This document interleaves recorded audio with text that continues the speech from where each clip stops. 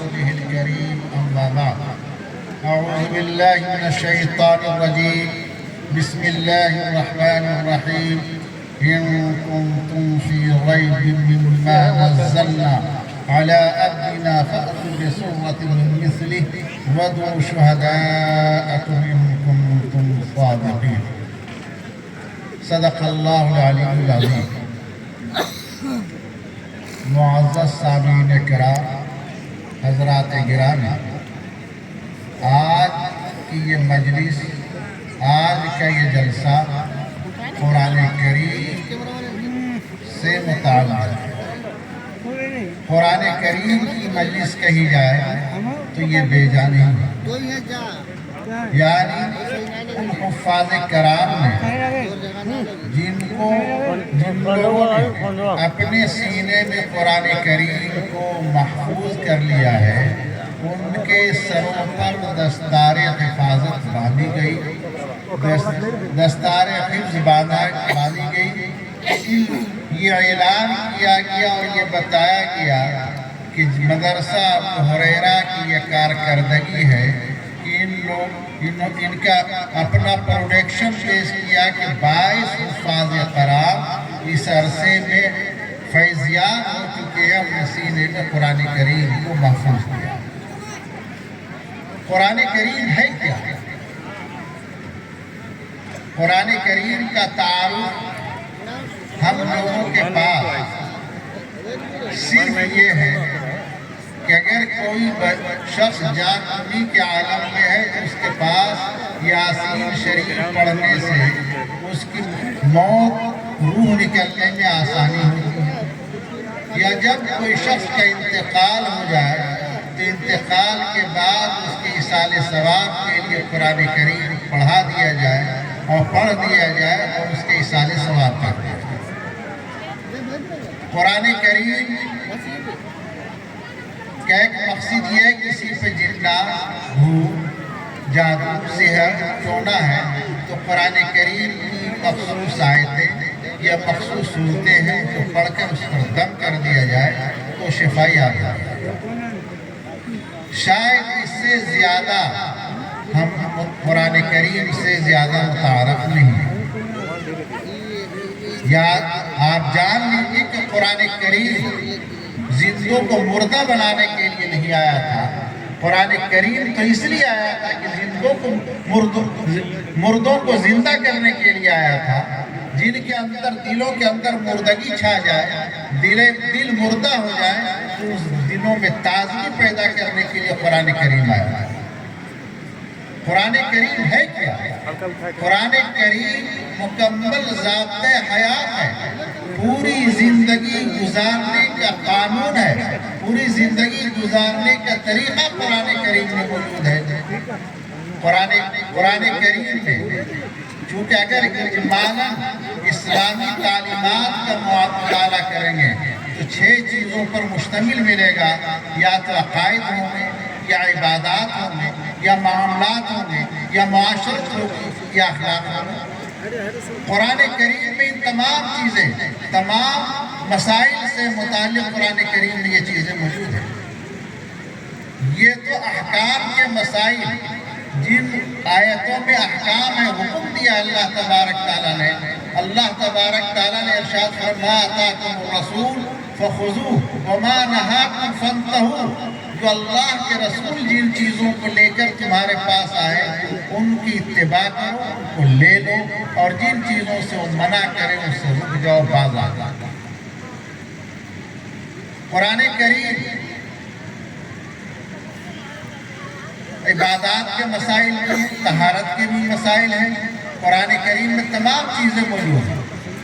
مثال کے طور پر اگر کسی کو نماز پڑھنی ہو تو نماز پڑھنے سے پہلے وضو کرنا ضروری ہے. قرآن کریم کہتا ہے، قرآن کریم وَإِذَا قُمْتُمْ إِلَى الصَّلَاةِ فَاغْسِلُوا وُجُوهَكُمْ وَأَيْدِيَكُمْ إِلَى الْمَرَافِقِ وَامْسَحُوا بِرُءُوسِكُمْ وَأَرْجُلَكُمْ إِلَى الْكَعْبَيْنِ. قرآن کریم کہتا ہے کہ جب تم نماز پڑھنے کا ارادہ کرو تو سب سے پہلے اپنے چہرے کو دھو، ہاتھوں کو دھو، سر کا مسح کرو اور پاؤں کو دھو. مگر طہارت اور دوسری چیزوں کے مسائل ہیں قرآن کریم میں موجود۔ قرآن کریم میں جا بجا نماز کا تذکرہ، اقیموا الصلاۃ وآتوا الزکاۃ، نماز قائم کرو اور زکوٰۃ ادا کرو۔ قرآن کریم میں یہی موجود ہے، فمن شہد منکم الشہر فلیصم، جو شخص مہینہ کو پالے وہ شخص روزہ رکھے۔ یعنی کوئی عاقل بالغ مرد عورت اگر دماغ صحیح ہو اور صحت صحیح ہو تمام چیزوں کو، اور اگر مہینہ اس کو مل جائے رمضان کا تو اس کو چاہیے کہ روزہ رکھے۔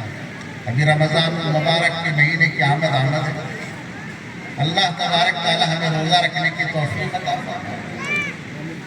اللہ تبارک تعالی ارشاد فرماتا ہے کتب علیکم الصیام کما کتب علی الذین من قبلکم لعلکم تتقون، کہ تمہارے اوپر روزہ فرض کیا گیا ہے جسے تم سے پہلی امتوں پر روزہ فرض کیا گیا تھا تاکہ تم متقی اور پرہیزگار ہو۔ ان کی تفصیلات کی طرف ہمیں ابھی موقع نہیں ہے کہ ان کی تفصیلات کو بیان کیا جائے۔ قرآن کریم میں معاشرت کے مسائل کو اللہ تبارک تعالیٰ نے بہت واضح اور صاف طور پر بیان کیا ہے۔ الطلاق مرتان فامساک بمعروف و تسریح بإحسان، کہ دو طلاق دینے کے بعد مرد کو یہ اختیار ہے کہ اگر وہ رکھنا ہے، بیوی کے ساتھ رہنا ہے تو حسن و سلوکی کے ساتھ ٹھیک ٹھاک رہے، اور اگر وہ نہیں رکھنا چاہتا ہے، عورت کو پریشان کرنا چاہتا ہے تو اس کو علادہ کرے۔ اور اگر اس کے بعد طلاق دے دے، لا تحل حتی تنکح زوجا غیرہ، قرآن کریم کہتا ہے کہ اگر اس کے بعد دو طلاق کے بعد ایک طلاق اور دے دے تو وہ بیوی اس کے لیے حلال نہیں ہے، یہاں تک کہ اس بیوی کسی دوسرے مرد سے نکاح کرے اور اس کے ساتھ زندگی گزارے اور ناگزیر حالات کے بنا پر پہلے شوہر کی طرف لوٹنا چاہے تو اس کے لیے جائز ہے۔ تو قرآن کریم میں ان تمام امور کی طرف اشارہ کیا گیا۔ قرآن کریم میں اگر میاں اور بیوی کے درمیان جھگڑا ہو جائے تو قرآن کریم کہتا ہے حکم من اہلہ و حکم من اہلہا، ایک پنچ مرد کی جانب سے اور ایک پنچ عورت کی جانب سے، اور دونوں اگر اصلاح کی نیت سے، دونوں میل میلاپ کی نیت سے اگر بیٹھیں گے تو انشاءاللہ اللہ تبارک تعالیٰ عورت اور مرد کے درمیان میل ملاپ پیدا کرے۔ قرآن کریم کی تعلیم ہے۔ تو بہرحال قرآن کریم ایک تمام مسائل کا حل ہمارے اندر موجود ہے، تمام مسائل اس کے اندر موجود ہے، تمام مسائل کو حل کرنے کی ہمیں کوشش کرنی ہے۔ قرآن کریم یہ نہیں کہ ہم نے قرآن کریم کو اپنے سینے میں محفوظ کر لیا ہے تو بس، یہ قرآن کریم کا تو ایک بڑا حق ہے۔ قرآن کریم کہتا ہے نحن نزلنا الذکر وإنا لہ لحافظون، کہ ہم نے ہی قرآن کریم کو نازل کیا اور ہم ہی اس کی حفاظت کرنے والے ہیں۔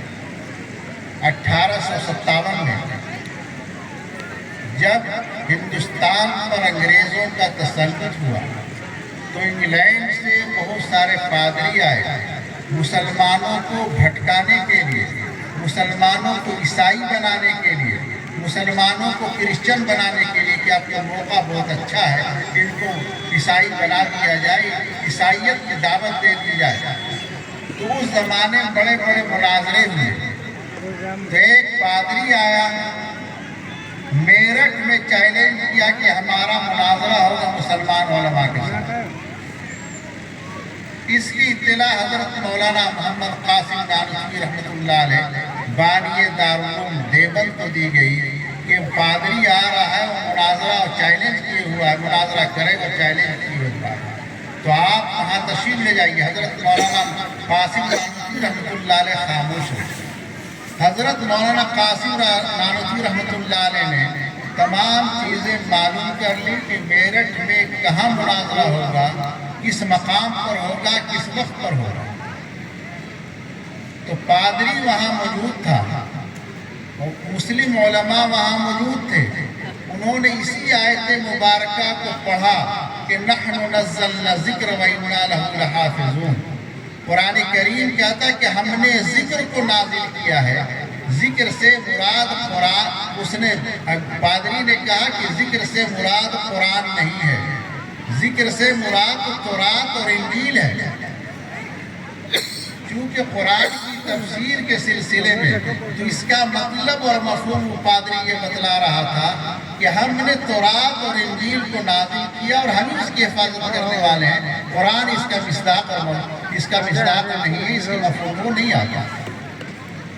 انگریز نے یہ کہا اور اس کی دلیل یہ پیش کی کہ قرآن کریم، علماء حضرات جانتے ہیں قرآن کریم کی تفسیر قرآن کریم کی آیات کے ذریعے سے، ایک آیت کی تفسیر دوسری آیت کے ذریعے سے کی جائے تو سب سے عمدہ تفسیر ہوتی ہے، سب سے بڑھیا تفسیر ہوتی ہے. چونکہ قرآن کی تفسیر قرآن کے ذریعے سے، چونکہ قرآن کریم میں بعض جگہ اجمال ہے، بعض جگہ تفصیل ہے. جہاں پہ تفصیل ہے تفصیل سے اس کی تفصیل ہو جائے گی. اس کے بعد نمبر ہے کہ قرآن کریم کی تفسیر نبی پاک صلی اللہ علیہ وسلم کے احادیث مبارکہ سے کی جائے. کتاب تفسیر بخاری میں بھی ہے اور دوسری سیاح کی حدیثوں کتب احادیث بھی موجود ہے. وہاں قرآن کریم کے الفاظ کی تشریح اور تفسیر احادیث نبویہ صلی اللہ علیہ وسلم سے کی گئی. تو اس نے یہ پادری نے کہا کہ قرآن کریم میں فَاسْأَلُوا أَهْلَ الذِّكْرِ إِن كُنتُمْ لَا تَعْلَمُونَ، کہ تم اہل ذکر سے پوچھو، سوال کرو اگر تم کو معلوم نہ ہو. اور اہل ذکر سے مراد، یہاں پر بھی لفظ ذکر ہے، ذکر سے مراد بالاتفاق تمام علماء محدثین مفسرین کی رائے ہے کہ یہاں یہود و نصارہ، یہاں پر یہود و نصارہ ہے. یہودیوں کے لیے کتاب ہدایت آئی تھی تورات اور عیسائیوں کے لیے کتاب ہدایت آئی تھی انجیل. تو اس کا مطلب یہ ہے کہ یہ تورات اور انجیل کی حفاظت کا وعدہ اللہ نے کیا ہے، قرآن کریم کا نہیں کیا. حضرت نانوتوی رحمۃ اللہ علیہ یہ سوال کیا، علماء حضرات اس کے جواب کے لیے سوچ رہے تھے، گہرے فکر میں تھے کہ حضرت مولانا قاسم نانوتوی رحمۃ اللہ علیہ پہنچے. ان کی حیت ایسی تھی کہ عام آدمی دیکھنے والا ان کو عالم تصور نہیں کرتا تھا. ایک پجامہ کا پائچہ اوپر ہے، ایک پائچہ نیچے ہے، بہت بڑی پگڑی ان کے سر پر ہوتی تھی. یعنی عام طور پر دیکھنے والا ان کو عالم نہیں سمجھتا تھا، مگر وہ عالم نہیں، عالم گرد عالموں کے باپ تھے. وہ مجلس مناظرہ میں پہنچا اور کہا کیا سوال ہے؟ کہا کہ سوال تو کر دیا گیا ہے. کہا اچھا پھر دوبارہ سوال کیجیے. تو اس نے یہی کہا کہ نحن نزلنا الذکر وإنا لہ لحافظون، یہاں ذکر سے مراد قرآن کریم نہیں ہے بلکہ تورات اور انجیل ہے. چونکہ دوسری آیت میں اللہ تبارک تعالیٰ فرماتے فَاسْأَلُوا أَهْلَ الذِّكْرِ إِن كُنتُمْ لَا تَعْلَمُونَ، اور یہاں پر اہل ذکر سے مراد یہود اور نصارہ ہیں. تو یہود اور نصارہ پر جو کتاب نازل ہوئی ہے وہ تورات اور انجیل، تو اس لیے اس سے مراد تورات اور انجیل ہے. جو عربی قواعد جانتے صرف اور نحو پڑھا ہے ان کے بہت مزہ آئے گا کہ صرف کے بعد میں خاصیت ابواب کی خاصیت پڑھائی جاتی ہے. ابواب بہت ہیں کہ باب فتح کی کیا خاصیت ہے، سمع کی کیا خاصیت ہے، باب افعال کی کیا خاصیت ہے، باب تفعیل کی کیا خاصیت ہے. خاصیت ابواب ہے، اور خاصیت ابواب میں نزلنا یہ باب تفعیل سے ہے، اور باب تفعیل کے اندر ایک تدریج ہے، آہستہ آہستہ. تو قرآن کریم میں اللہ تبارک تعالیٰ نے فرمایا نحن نزلنا الذکر وإنا لہ لحافظون، کہ ہم نے آہستہ آہستہ قرآن کریم کو نازل کیا ہے. آہستہ آہستہ ہم نے قرآن کو نازل کیا ہے. تو اور ہم اسی کی حفاظت، ہم اس کی حفاظت کریں گے. اور تو یہ وعدہ اللہ تبارک تعالیٰ نے فرمایا. اب تورات اور انجیل کے بارے میں تاریخ دیکھ لیجیے تو رات کو اللہ تبارک تعالیٰ نے سیدنا موسیٰ علیہ السلام کو کوہ طور پر بلایا اور وہاں پر الواح دے دیے، لکھی ہوئی تختیاں دے دیے. اور جب سیدنا موسیٰ علیہ السلام جب اپنے قبیلے میں پہنچے تو دیکھا کہ وہاں بچھڑے کی پرستی شروع ہو گئی تھی، ایک بچھڑا کی پوجا شروع ہو گئی تھی. اس وقت حضرت موسیٰ کو بہت غصہ آیا. قرآن کریم کہتا ہے وَأَلْقَى الْأَلْوَاحَ، وہ تختیاں پٹخ دی حضرت موسیٰ نے اور حضرت ہارون کو پکڑ لیا داڑھی اور کہا کہ تم نے یہ کیا کیا؟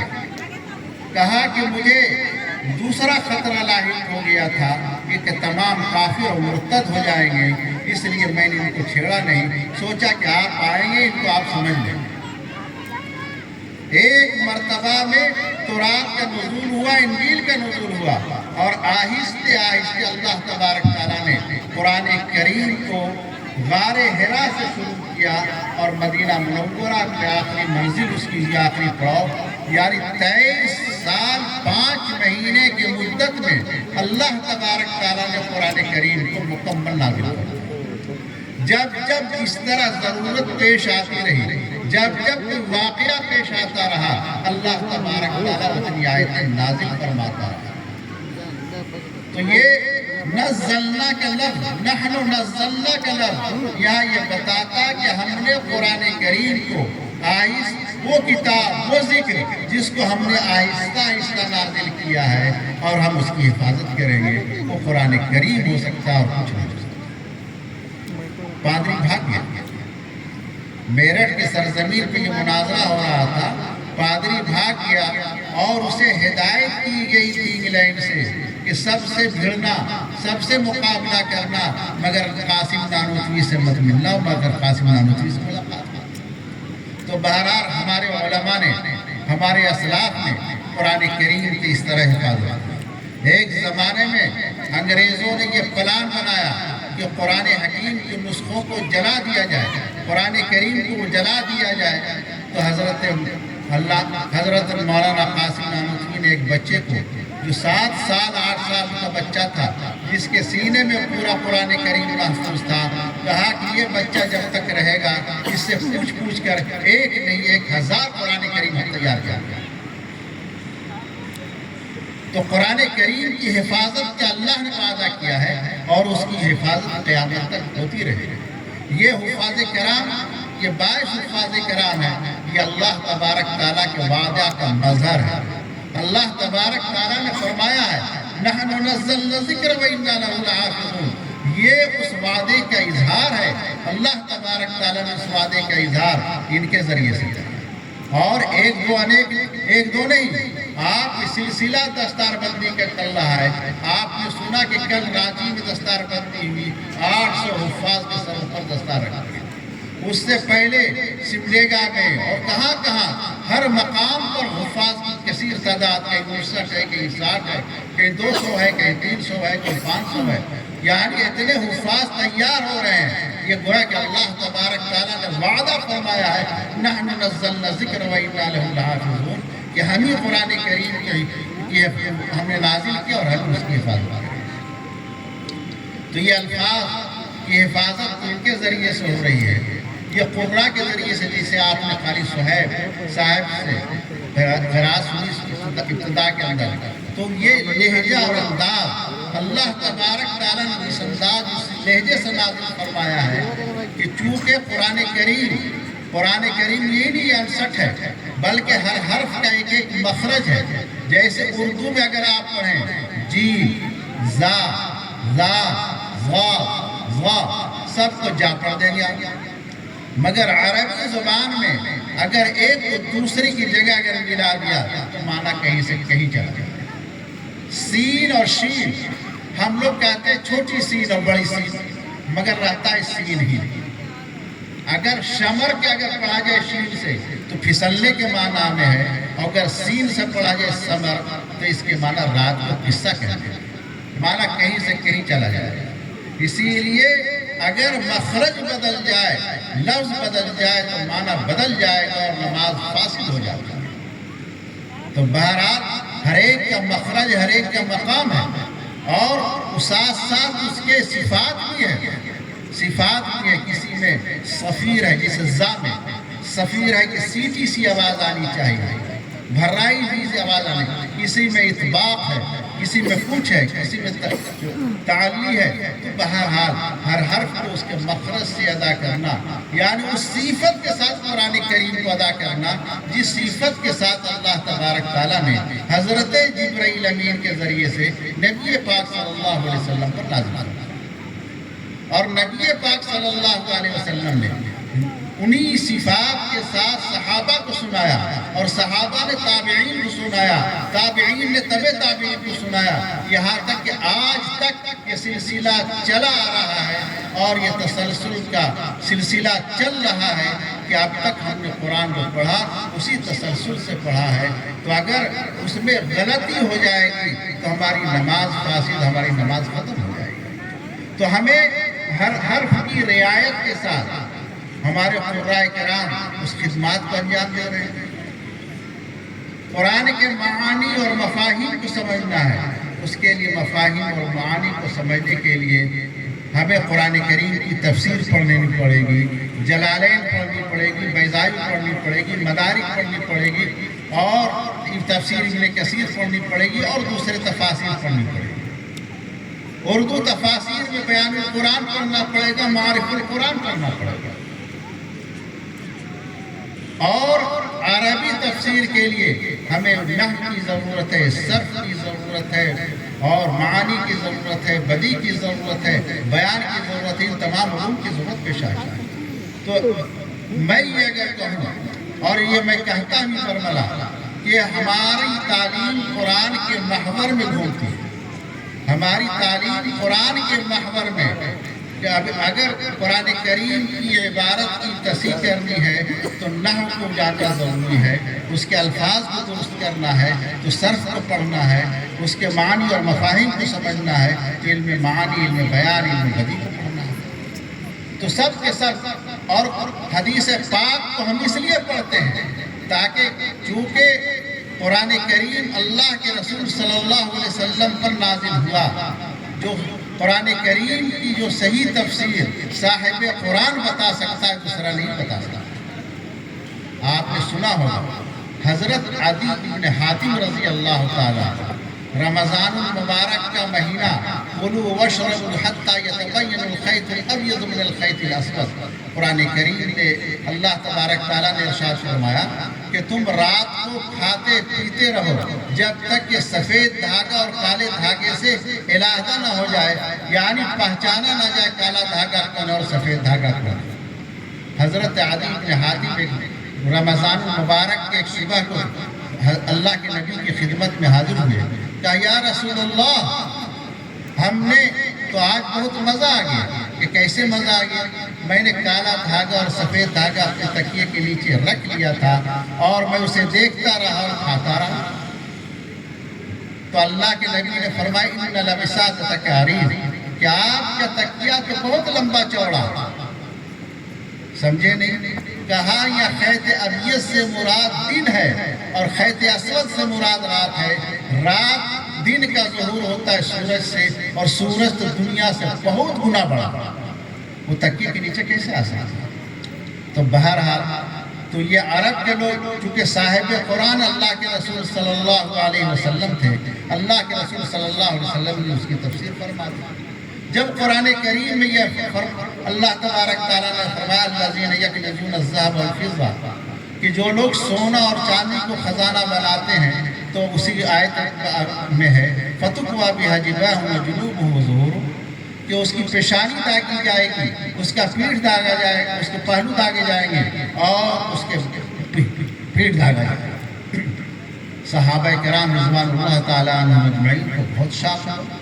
خزانہ تو سونا اور چاندی، دراہیم و دنانیر، دینار ہوتا تھا سونے کا سکہ، اور درہم ہوتا تھا چاندی کا سکہ، یعنی تو چار سونے اور چاندی کا سکہ کو رکھنے کی یہ سزا ہوگی۔ تو بہت شاق ہوا، بہت پریشان ہوئے، سیدنا عمر فاروق رضی اللہ تعالیٰ عنہ سے صحابہ نے عرض کیا، حضرت عمر فاروق نے نبی پاک صلی اللہ علیہ وسلم سے پوچھا تو اللہ کے نبی صلی اللہ علیہ وسلم نے فرمایا اس سے مراد مطلق دراہم و دنانیر نہیں ہے، بلکہ اس سے تو مراد جو خزانہ بنا کر رکھے، نصاب تک اس کے پاس مال ہو اور اس میں زکوٰۃ ادا نہ کرے تو اس کی پیشانی داغی جائے گی قیامت میں، اس کے پہلو داغے جائیں گے، اس کا پیٹ داغا جائے گا۔